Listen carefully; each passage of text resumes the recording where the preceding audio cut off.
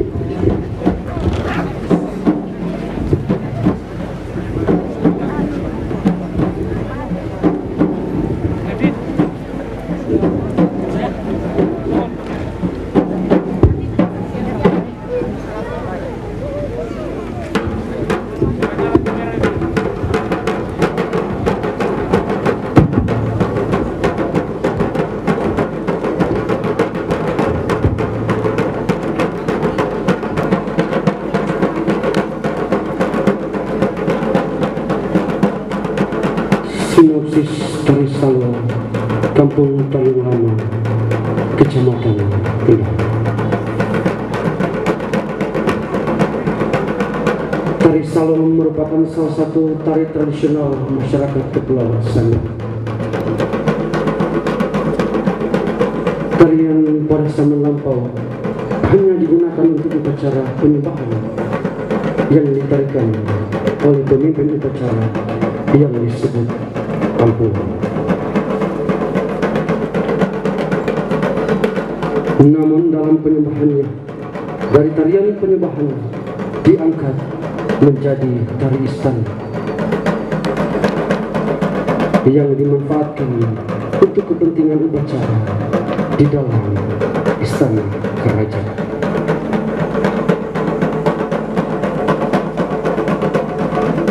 Bahkan lambat laun menjadi sebuah seni pentas yang dapat disaksikan oleh masyarakat luas.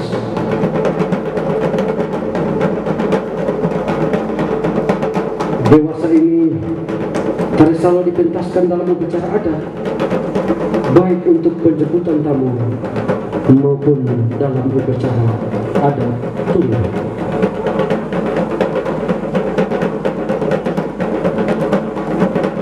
Tari Salo merupakan sejenis tari perang.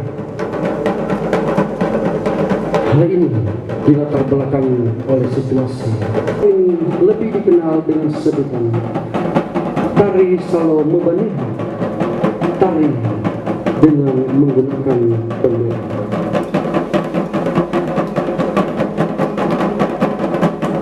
Musik pengiring adalah sejenis alat musik tradisional yang disebut tegonggong atau tambur.